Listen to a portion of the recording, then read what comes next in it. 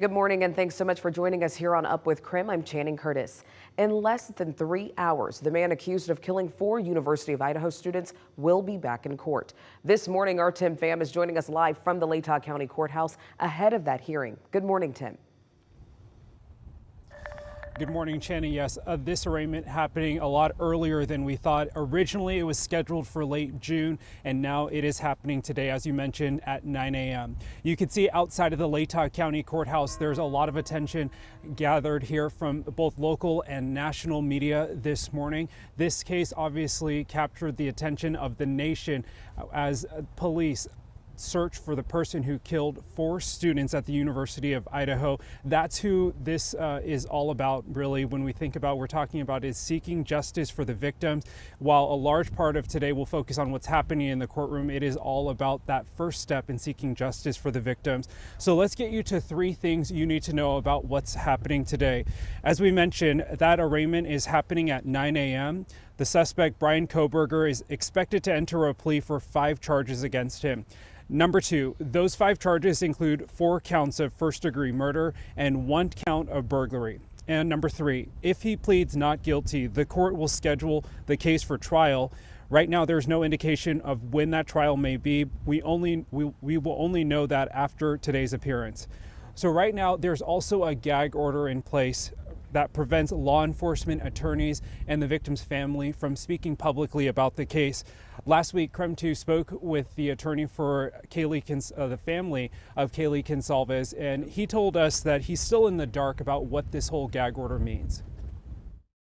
The conundrum is that he's being arraigned at 9 o'clock on Monday, and then we have a scheduling conference on the non-dissemination gag order at 10 o'clock. But the issue with that is that as soon as he's arraigned, Judge Marshall is off the case and it goes to Judge. Why are we having a scheduling conference with Judge Marshall? Well, Gray tells us that Judge John Judge is set to take over the case, as you heard. Gray filed a motion to remove the gag order. In those court documents, he claimed he and the Goncalves family should be allowed to speak publicly about the case under the First Amendment.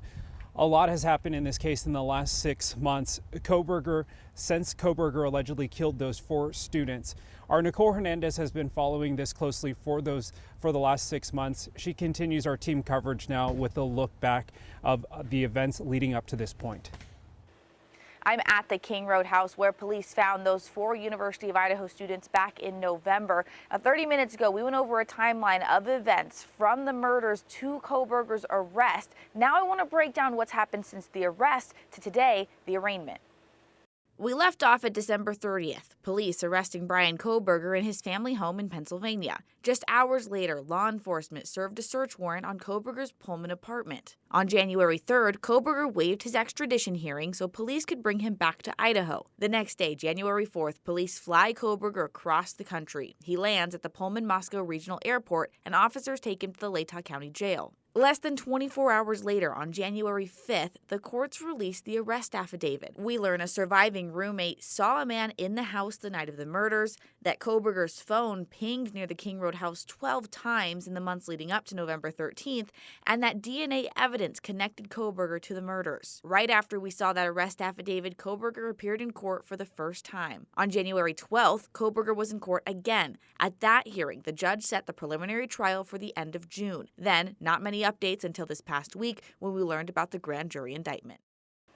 That, of course, brings us to the arraignment this morning. Both Tim and I will be at that arraignment at 9 o'clock, and we'll make sure to bring you the updates on KREM 2 News at noon. In Moscow, Nicole Hernandez, KREM 2 News. Nicole, thank you for that. And again, the suspect's arraignment is scheduled to start at 9 a.m. this morning.